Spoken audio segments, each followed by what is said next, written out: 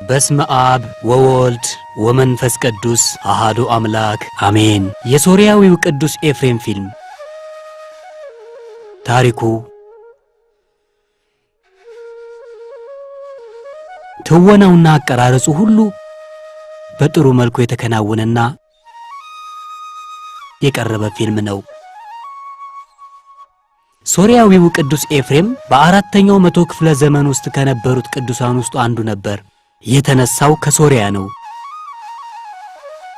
እግዚአብሔርን ከልቡ የሚወድ ሰው ነበር። ስለዚህ ነው ቅድስት ቤተክርስቲያን ውዳሴ ዘነፍስ ስትል የምትጠራው። ልብን በሚያረካ መንገድ ጥልቅ የሆነ የመለኮታዊ ፍቅርን የሚገልጹ ብዙ መጽሐፍትን የጻፈ ታላቅ የቤተክርስቲያን ልጅ ነው። በእርሱ የተጻፉትን መጽሐፍቶችን ሁሉ እንድናነባቸው ነው የምመኘው። ይሄ ታላቅ ቅዱስ መሰረቱ ክርስትና ነው።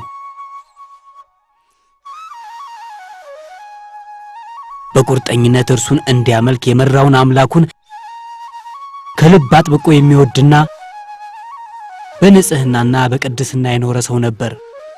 የአምላክን የሚያስገርም ፍቅር በሕይወቱ ያጣጣመ በብዙ ፈተናዎችም የተፈተነ ሰው ነበር። እነዚህንም ነገሮች በዚህ ፊልም ውስጥ ትመለከቱታላችሁ።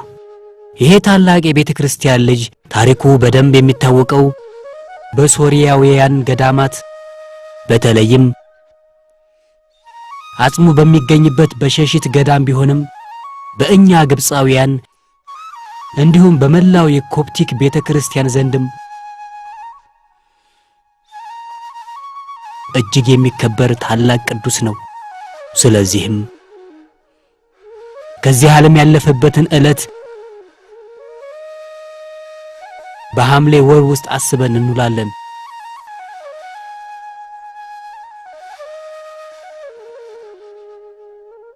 ስሙንም በማህበር ጸሎት እናነሳዋለን።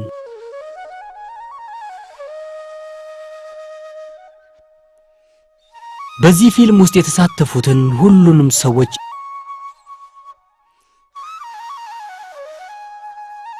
ይሄ ፊልም በሁሉም ክርስቲያኖች ቤት እንደሚገባና ከታሪኩም እንደምትማሩበትና እንደምትጠቀሙበት ተስፋ እናደርጋለን። ይህንንም ሥራ እግዚአብሔር ይባርከው። እስከ ዘላለሙ ክብርና ምስጋና ለጌታ ይሁን፣ አሜን። ይሄ ትውልድ መሬት ላይ የሚረግፉ የዛፍ ቅጠሎችን ይመስላል። ምንም እንኳን የምንኖረው አጭር ጊዜ ቢሆንም ፍጻሜ የሌለው ዘላለማዊ ሕይወትን እናገኝ ዘንድ በሕይወታችን ውስጥ ጌታን እያመሰገንን መኖር ይኖርብናል።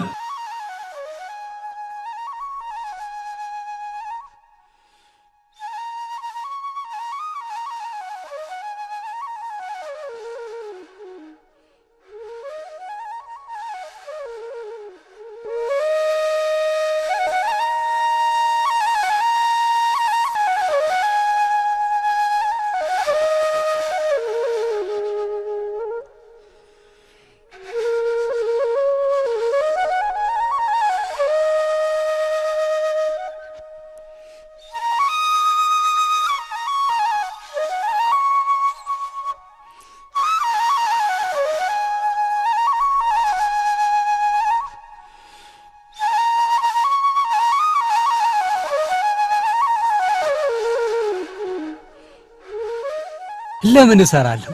አባቴ ደግፈኛል። ከዚህ በኋላ እርሱ ብዙም አይቆይም። ብዙ ስራዎችን ነበር የሞከርኩት፣ አንዱም ግን አልተሳካልኝ። አሁን ዝም ብዬ የቤተክርስቲያኑ መቅረዞች የመለኮት ስራ ነው የምሰራው። እዚህ ጋር እንቀመጥና እንጨዋወት። ትክክል ነው ኤፍሬም። እንዳንተ ያለ ውርስ እየጠባበቀ ያለ ሰው ለስራ ግድ አይኖረው።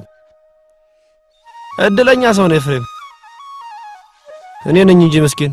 በጣም እድለኛ እንጂ ዓለም ጀርባዋን የሰጠች መስሎ ይሰማኛል። በዚሁ የሚቀጥል ከሆነ ከአባቴ በፊት የምቀበርም ይመስለኛል። የማፈራውን ማንኛውንም ነገሮችን አባቴ ይወርሰዋል። ተው እንደዛ አትበል፣ እኔንም ግራ አታጋባኝ። እድሌ ልክ እንደ ጋቢዮስ አይነት መስሎ ይሰማኛል። እዚህ ጋቢዮስ ላይ ግን ምንድነው የተፈጠረበት? ጋቢዮስ አሳ አጥማጅ ነበር። አንድ ቀን ወደ ባህሩ ሄደ።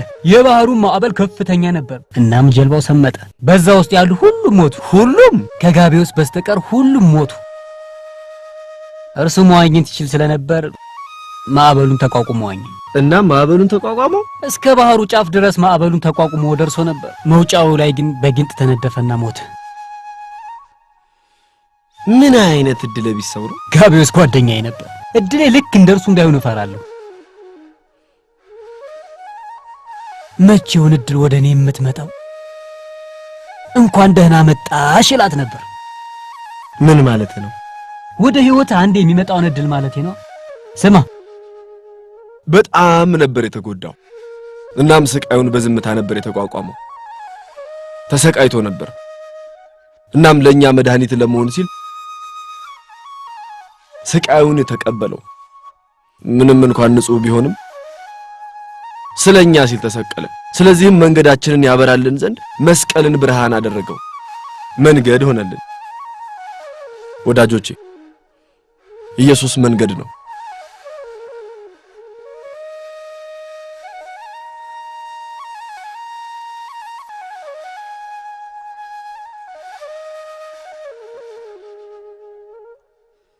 ስማ፣ አሁን ሂድ፣ እኔ እከተላታለሁ። ተጠንቀቅ፣ ከቤተሰቦቿ አንዱ ላይ ይችላል። ስለ ቤተሰቧ ግድ የለኝም። ቀላል ሰው አድርገኛል። አሁን ወፎች ጎጆአቸውን ሳይለቁ ይልቅ ሂድ። እንዳትቧጨር። አትጨነቅ፣ ላባዋን ነው የምነጨው። ወዴት ሄድክ? የት ነህ? አክኑክ፣ እዚህ ነኝ። የጋቢዮስ እድል አንተ ላይ ያረፈ እንዴ?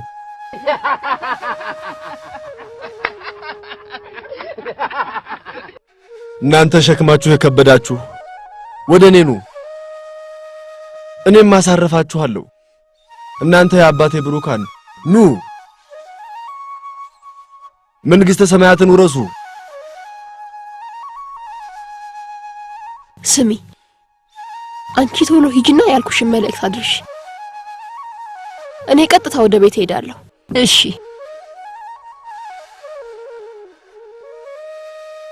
ኤፍሬም አባቴ የሰጠኝ ስም ነው። አንቺ ግን በማንኛውም ስም ልትጠሪኝ ትችያለሽ። እኔም ማመስግኘን የምቀበለው። አትረብሸኝ፣ ብቻዬን ተወኝ። ማንም አይንሽን የተመለከተ ሰው ሐቀኛነትሽን ማየት ይችላል። ወደ ቤት ተቃርቤያለሁ እና ምናልባት የሆነ ሰው ላይን ይችላል። ስለኔ ነው የተጨነቅሽው? ራሴን የማውቅ ሰው ነኝ። ለዚህ አይነት አመለካከትሽ ከመላው ዓለም ጋር መዋጋት ይችላል። ትንሽ ከቆየን ምናልባት አባቴ ሊያይ ይችላል። ዘመድ እንደሆንኩ ንገሪው። እየቀለድክ ነው? ድንገት ቢያይህ እኔን አይምረኝም። እና እኔንስ ማን ይመረኛል? እና መቼ እንደምንገናኝ ንገሪኛ። ምን ነገ ፀሐይ ስትወጣ? እኔ አላምንም። ምን? የት? የሾላው ዛፍ ስር? እዛው ጠብቅሻለሁ። መምጣት ይኖርብሻል። ቃል ግቢልኝ። እመጣለሁ። አሁን ብትሄድ? እሺ። ስላንተ በሰማሁት ነገር በጣም ነው የተደሰትኩት። በከተማው ውስጥ በምታደርገው ስብከት ብዙ ሰዎችን ከስህተት እየመለስክ ነው። ስለዚህም ወደ ምድረ በዳ መሄድህን ለጊዜውም ቢሆን ብታቆየውና እዚህ ሰዎችን ማስተማርህን ብትቀጥል። እውነተኛ እምነት ምን እንደሆነ ቅዱስነቱ ታስተምረውኛል። ስለዚህም የሚጠፉትን ነፍሳቶች ወደ መንገድ የሚመልስ መሪ ያስፈልጋል። እናም ሳገናዝበው ይሄንን ሥራ አንተ ብትሰራው መልካም ነው። እናም በጣም አስቸጋሪና ከባድ ኃላፊነት ነው እየሰጠው ያለሁት። ነገር ግን እኛ ሁላችንም የጌታን መስቀል መሸከም ይኖርብናል። መልካም የሆነው አስተምሮትህም እንደሚረዳህ እርግጠኛ ነኝ። አንተ እንደ መነኩሴ የተቀደሰ ሕይወት ይመሩ የነበሩት የአባ ዮልያኖስ ደቀ መዝሙር ነበርክ። እኔ ሕይወቴን ማሳለፍ የምፈልገው በመናኔ ሕይወት በመኖር ነው። ለሁሉም ነገር ጊዜ አለው። ለጊዜውም ቢሆን ከኔ ጋር ቆይ። የምናኔ ሕይወት በናፈቀ ጊዜ ወደ ምናኔ ሕይወት ትሄዳለህ። ነገር ግን ከዛ በኋላ ከተማ ውስጥ ወደምታደርገው ስብከት መመለስ ይኖርባል።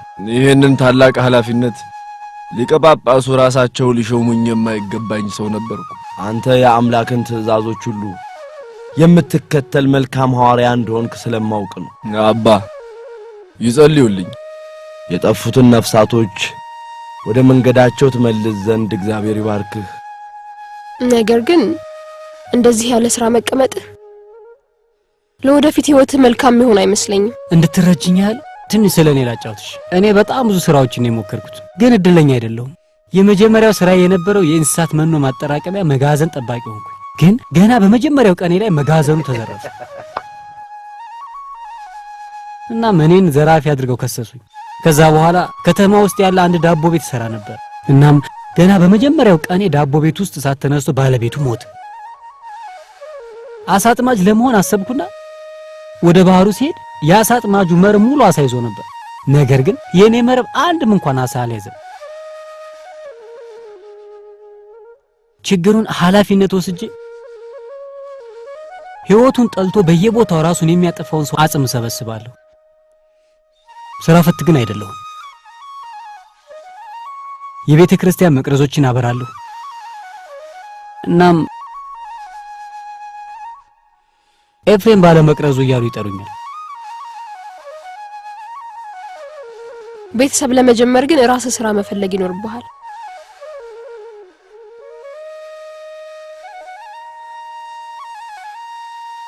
እንደሚመስለኝ ብዙ የተቸገርክ ሰው ነህ። አዎ ብዙ ተቸግሬያለሁ። ጀርባዬን መታ ያደረገ የሚያበረታታኝ መልካም እጅ ያስፈልገኛል። እርግጠኛ ሁን፣ ከአንተ ጋር ሆናለሁ። በጭራሽ ብቻህን አልተውህም። በእውነት የከተማዋ ጉዳይ ሲነሳኮ ይሄ መጀመሪያ ጊዜ አይደለም። ንጉሥ ሻቡር አስቀድሞ ጉዳዩን እንዳቀረበ እስማማለሁ። እናም ሁሌም ከሁኔታዎች ውጭ ነው የሚያነሳው የነበረው።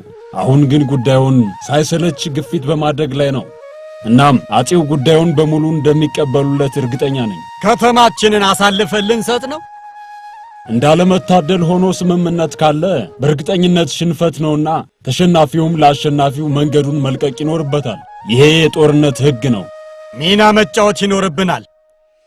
አንተ አልገባህም። የፐርሺያ ኃይል የሚንበረከክ አይደለም። ልንቋቋመው አንችልም። እና የግድ መስጠት ነው ያለብን። እንዳለመታደል ሆኖ የፖለቲካ ጨዋታ የራስን ፍላጎት የማስከበር ጉዳይ ነው።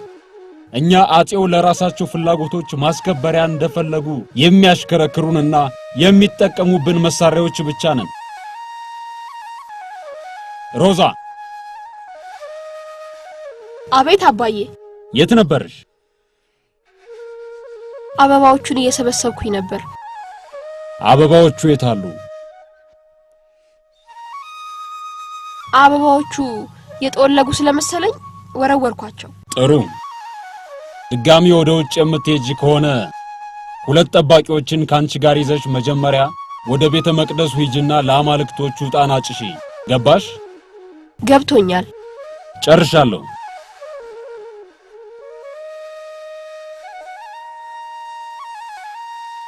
ሮዛ፣ የት እንደነበርሽ ለማወቅ ጓጉቻለሁ። ምህረት የማይገባኝ ሰው ነኝ።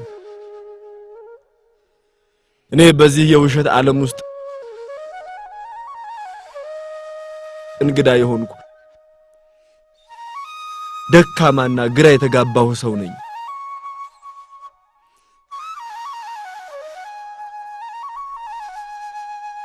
አዎ ጌታ ሆይ፣ በደሌ የቱንም ያህል የከበደ ቢሆንም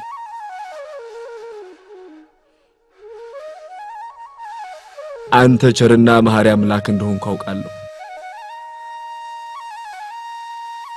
እናም ስለዚህ ወደ አንተ የሚመለሰውን እርሱን ሰማያት ይቀበሉታል። እባክህን አምላኬ ሆይ ቅዱስ ስምህን ማወደሱን መቀጠል ይችል ዘንድ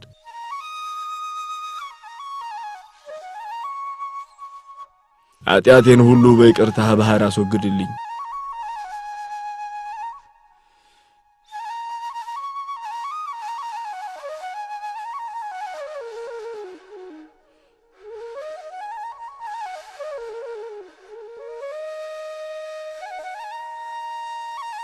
እንዴት አይነት መቃብር እንደሆነ አታገናዝብም? ችግር እየተጋፈጥን ነው። እኔ ጠፍቻለሁ። እና እኔን ከመርዳት ይልቅ ልክ እንደማታውቀኝ ሰው ትሆናለህ? ይሄ ቅዠት ነው። እኔ ሁሌም አንድ አይነት ሰው ነኝ። በፍጹም አልተቀየርኩም። ያ ምን ይጠቅማል? እኔ የምፈልገው መፍትሄ ነው። አዎ መፍትሄ ነው የምፈልገው። የተፈጠረው ነገር እስከ መጨረሻው ተደብቆ ሊቆይ አይችልም። ምን ማድረግ እንዳለብኝ እኔ አላውቅም። ነገር ግን መጀመሪያ ሂድና አባቴን እኔን ለጋብቻ ጠይቀው። አባቴ እኔን እንደማይወርሰኝ ነግሬሻለሁ። እንዴት በዚህ አስቸጋሪ ሰዓት ስለ ገንዘብ ታስባለህ? አባቴ ማን እንደሆነ አታውቅም እንዴ? የከተማው አስተዳዳሪ እኮ ነው። ማለቃችን ነው። በዚያ እንዲያበቃ ነው የምፈልገው። መከተል የሚኖርብሽን መፍትሄ እሰጥሻለሁ። የምትቃወሚ ከሆነ ግን በእኛ መካከል በተፈጠረው ምክንያት ህዝቡ በአንቺ ላይ የሚያደርግብሽን ነገር በሙሉ መቻል ይኖርብሻል። ያሰብከው ምን እንደሆነ ንገረኝ። ስሚኝ፣ በደንብ አድምጪ። በትክክል እኔ እንደምነግርሽ እንድታደርግ ይፈልጋሉ።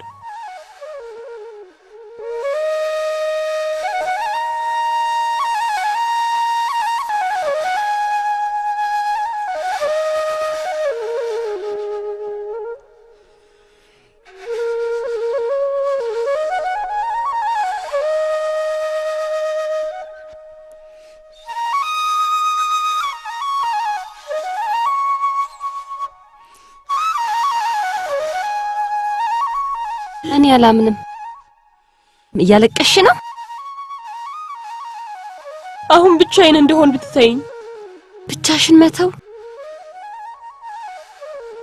ከኔ የምትደብቂው ነገር አልነበረሽም። ብቻዬን ተይኝ። በጣም ተሰላችቻለሁ። ምናልባት እፎይታ እንዲሰማሽ በልብሽ ያሹን ነገር አውጥተሽ ተናገሪው። እሺ፣ በትክክልም የምነግረው የሆነ ሰው ያስፈልገኛል። ምናልባት ጥቂት ምክሮችን ማግኘት እችል ይሆናል። አዎ፣ ብቻ አንቺ ንገሪኝ እንጂ እኔ ላማክርሽ እችላለሁ። ምንድነው ደስታሽን ሁሉ ወደ ሀዘን የቀየረው? በሙሉ ልቤ ልሰማይ ዝግጁ ነኝ።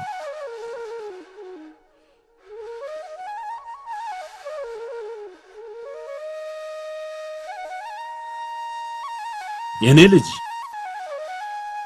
እኮ የኔ ሴት ልጅ ሮዛ፣ ምንድነው የምትይው? ከረጅም ጊዜ በፊት ማወቅ የነበረበት ጉዳይ ነበር፣ ግን እኔ በሚስጥር አፍኜው ነው እኮ የኔ ልጅ። ልጄ ተገዳ ነው እንጂ ወደ ያረጋችሁ አይደለም። ሮዛ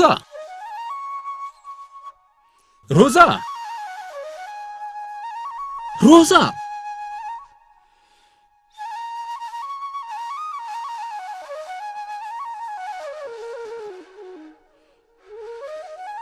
ለዛም ነው ክርስትና ከረጅም ጊዜ ጀምሮ የፍቅርና የይቅር ባይነት ምልክት ሆኖ እንደ ቆየ ለሕዝቡ ማረጋገጥ የሚኖርብን። ይሄ የሚያወሩለት ክርስትና ሴት ልጅን መድፈር ይፈቅዳል እንዴ? እንደ እርሱ ያሉ ቀሳውስት ማለት ደካሞችን የሚበሉ የሰው ተኩላዎች ናቸው? እንዲህ ያለ ነገር እንዴት በድፍረት ይናገራሉ? እንዴት ቤተክርስቲያን ከልጆቿ አንዱ የሆነውን ወንጀል እንዲሰራና በስሯ እንዲሸሸግ ታደርጋለች? ስለምን ወንጀል ነው የሚያወሩት? ክብሬና ንጽህናዬን፣ የልጄን ክብሯን ራሷን ያገኘችው ደካሞችን በሚበሉ አውሬዎች ዱር ውስጥ ነው። እባክዎትን ራስዎን አረጋግተው ይህንን አጸያፊ በደል የፈጸመው ማን እንደሆነ ይንገሩ። ንገሪያቸው፣ ስሙን ንገሪያቸው።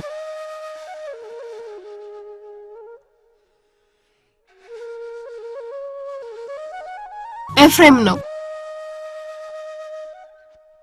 አዎ፣ የቤተ ክርስቲያኗ ሰባኪ ኤፍሬም፣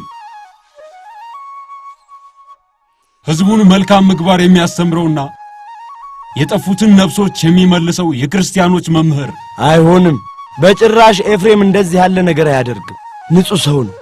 ለእግዚአብሔር አምልኮ ራሱን አስገዝቶ የሚኖር ሰው ነው። እኔ በጭራሽ ይህንን አላምንም። የት እንዳለ ሊነግሩኝ ይችላሉ?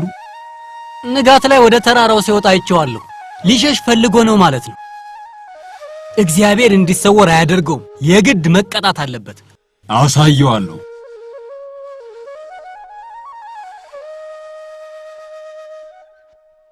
መቅሰፍት ነው። እባክዎትን ይረጋጉ። አስተዋይ መሆን ይኖርብናል። ኤፍሬም በቤተ ክርስቲያኒቷ ታሪክ ውስጥ ጥቁር ነጥብ ነው የሆነው። የግድ ተወግዞ መለየት ይኖርበታል። የእርሱን መከላከያ ሐሳብ መስማት አለብን። አባ ኤፍሬም የእርሶ ተማሪ ነው። ስለዚህም ከመናገሩ አስቀድሞ ምን እንደሚል ያውቁታል። ምናልባት ንጹሕ ሊሆን ይችላል። ከቤተ ክርስቲያኗ ሊወገዝና ሊለይ ይገባዋል። እግዚአብሔር ቃሉን ይናገር ዘንድ እንፍቀድ።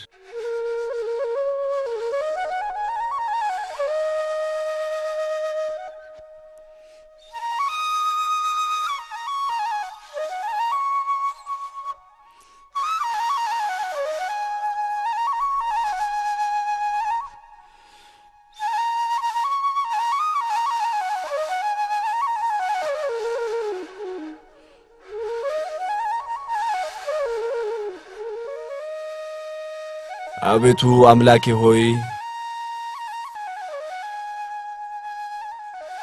ትሕትናን የሚሻ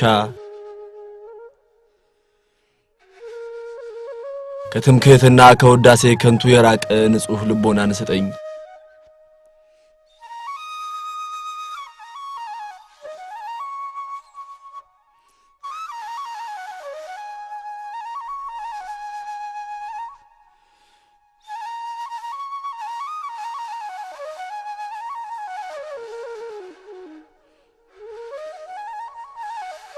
ልከውብኝ ነበር አባ። ምክንያቱም ታውቀዋለህ? አባ ሚና ነግረውኛል። ስለ ምስኪኗ ልጅ ክስ ምን ትላለህ? እንዴት ቅዱስ የሆነውን የአምላክ ቤተ መቅደስ ታረክሳለህ?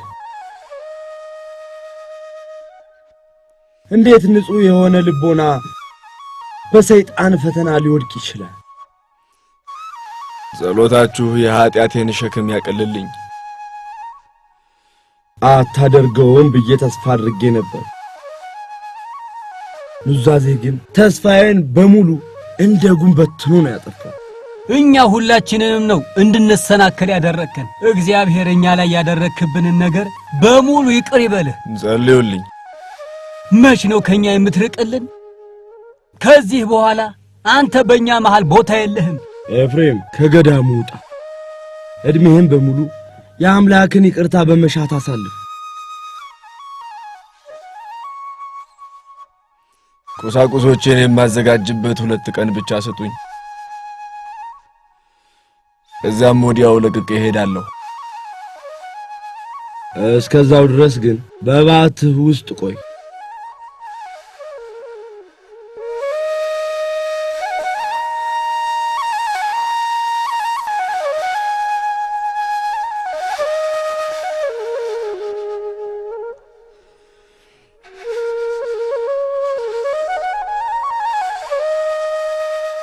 አምላኬ ሆይ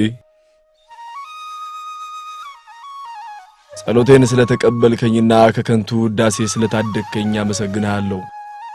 አምላኬ እኔን ከመኩራራትና ከከንቱ ውዳሴ ያድነኛልና ስለተፈተንኩ አመሰግንሃለሁ።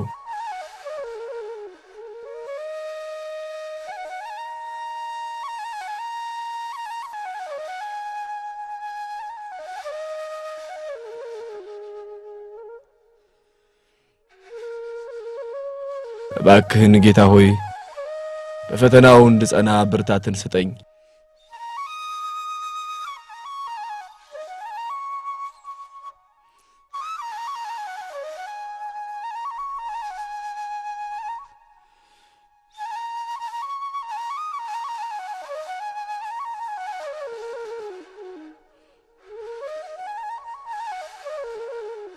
ይስሙኝ፣ ለወራቶች ያህል ነው እርሶን ለማግኘት ሳፈላልግ የነበረው። እኔ በጭራሽ እርሶን አላገኝም ብዬ አልተቃወምኩም። እንደውም ወደ እርሶ ልኬቦት ነበርኩ። እርሶን ልጠባበቆት አልፈልግም። ልጄ ከጥቂት ወራቶች በኋላ ትወልዳለች። ይሄ ሕፃን አባት ያስፈልገዋል። እርሶ ደግሞ አባቱ የት እንዳለ ያውቃሉ። ስለ እርሱ ብጠይቆትም እርሶ ግን የት እንዳለ ሊነግሩኝ ፈቃደኛ አይደሉም። ለወራቶች ያህል ሳፈላልገው ነበር። ስለዚህ ልጄ እንደወለደች ወዲያውኑ እንዲያሳድጉት ልጁን ይዤለው ትመጣለሁ። አስጠንቅቄዎታለሁ። የሕፃኑ ጥፋት አይደለም። ስለዚህም በእርሱ ላይ ጀርባህን ልታዞርበት አትችልም። ወደ ከተማ መሄድና ከቤተሰቡ ጋር ስምምነት ላይ ለመድረስ መሞከር አለብህ።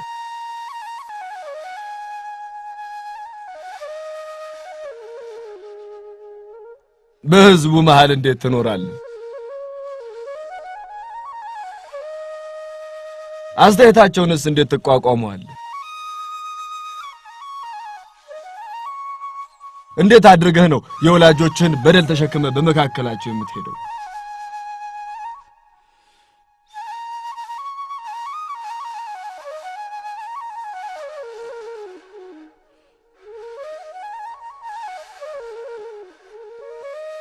ያንተ በደል ለብዙ ክርስቲያኖች መሰናከያ ምክንያት እንደሆነ ስነግርህ እያዘንኩ ነው።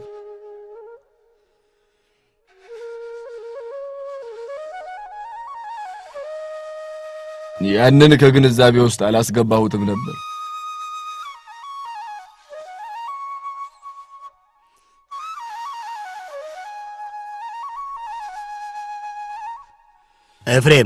ኤፍሬም እነዚህ የክርስቶስን ቃል ስለማወጅ ሲባል የደረሱ የስቃይ መሳሪያዎች ናቸው።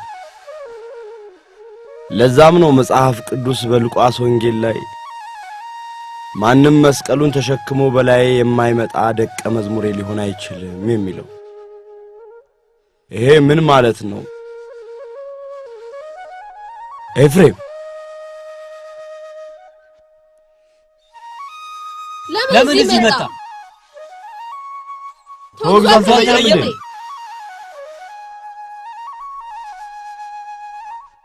ተወግዛን ተለየኝ።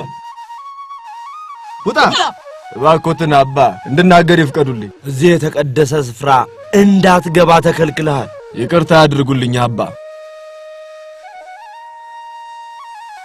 የክርስቶስ ልጆችን ለመሰናከላቸውና ለመበደላቸው ምክንያት ሆናለሁ ብዬ አላገናዘብኩትም ነበር።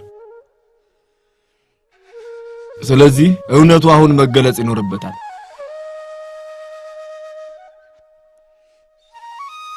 ያለ ፈቃዱ ወደዚህ ዓለም የመጣ ምስኪን ሕፃን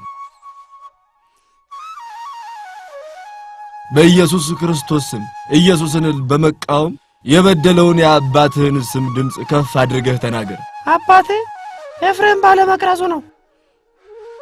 ሕፃኑ ልጅ እየተናገረ ይሄ ተአምር ነው። ኤፍሬም የመቅረዙ ሰውዬ ይሄውና እዚህ ጋር ነው። እዚህ ጋር ነው።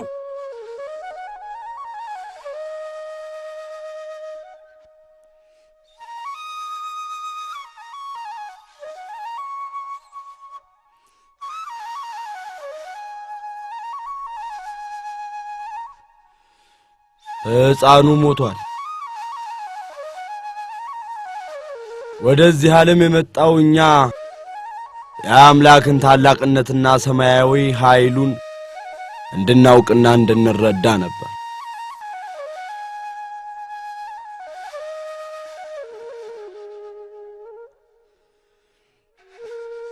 አቡነ ያዕቆብ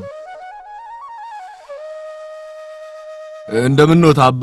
ለትንሽ ጊዜ ካንተ ጋር ለመቀመጥ አስቤ ነው የመጣሁት። እንድቀመጥ እርዳኝ ኤፍሬም ልጄ። እንደምንኖት አባ? ምንድነው ችግር አለ? እንደዚህ በጣም ተከፍተው አይቼዎት አላውቅም። መንፈሳዊ ጥሬን ሳልፈጽም በፊት የኖርድበትን ቦታ ስንለቅ ሐዘን ተሰምቶኝ ነው። ምን ማለቶት ነው? ከተማውን ለቀው ሊሄዱ ነው? ሁላችንም ነን ለቀን የምንሄደው ልጄ። አጼ ዞኪያን ለፐርሺያው ንጉሥ ከተማውን አሳልፈው ሊሰጡት ነው ተብሏል። ነገር ግን በሁለቱ መካከል የነበረው ጦርነት ለረጅም ጊዜ ቆየ ነበር። የሰላም ስምምነት ይደረጋል ነበር የተባለው። የፐርሺያው ንጉሥ ከሰራዊቱ ጋር ወደ ከተማው የሚገባበትን ሁኔታ አዘጋጅቷል።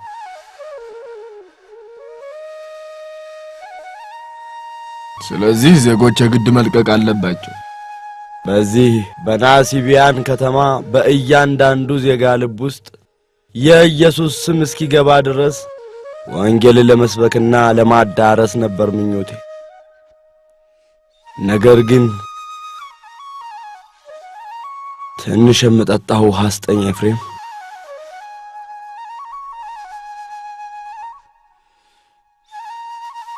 አባ ወደምንሄድበት ማንኛውም ከተማ ውስጥ እንደምንቀጥለው አረጋግጥሎታል። በእርሶ እጅ በኢየሱስ ያመኑት ሺዎችም በሄዱበት ሁሉ ወንጌሉን ይሰብካሉ። ይሄው ውሃው አባ ውሃው አባቆ አባቆ አባቆ አባቆ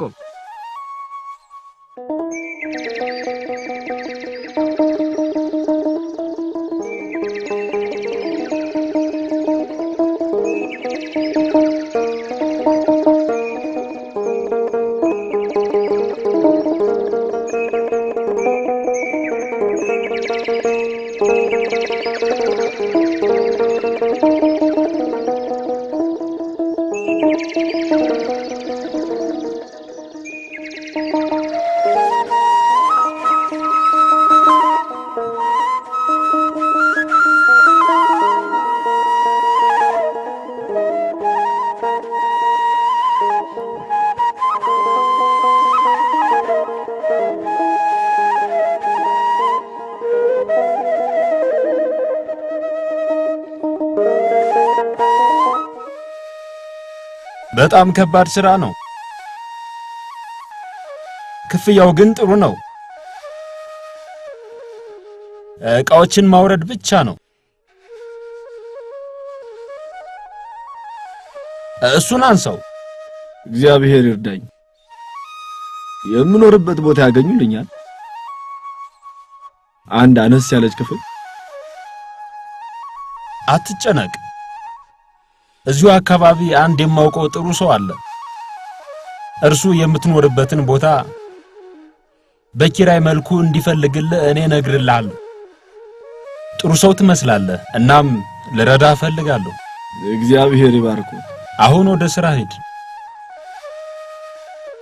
አንቀሳቅሰው ሰውየው።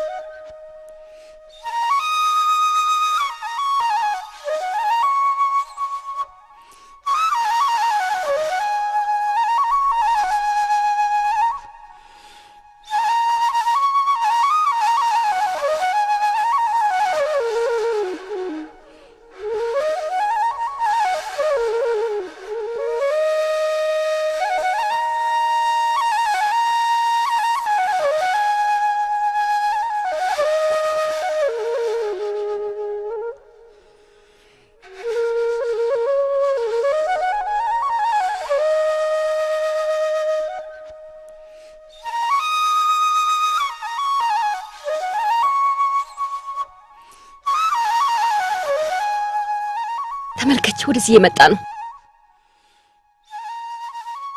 እሱ ነው አማላይ ሁኝ። አማላይ የማልሆነው እርሱ እንዲሄድ ከፈቀድኩለት ነው። አሁን ወደ ውስጥ ግቢ፣ ቀሪው ለኔ ተይልኝ። እኔ አያገባኝም።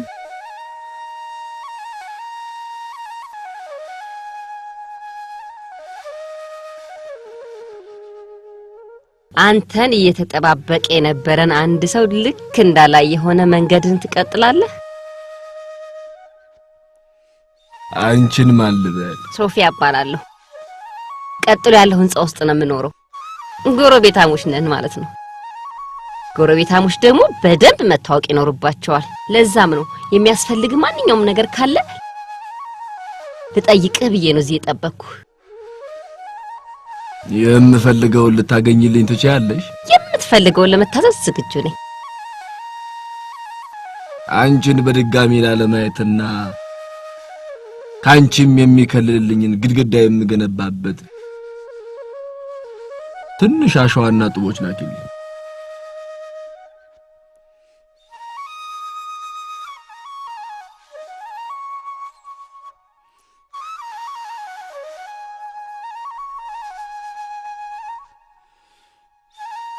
አምላኬ ሆይ ለፈተና ተጋልጫለሁ። ስለዚህም እኔ ደካማ ሰው ነኝና የዚህን ዓለም ክፋቶች እንድጋፈጥ እርዳኝ።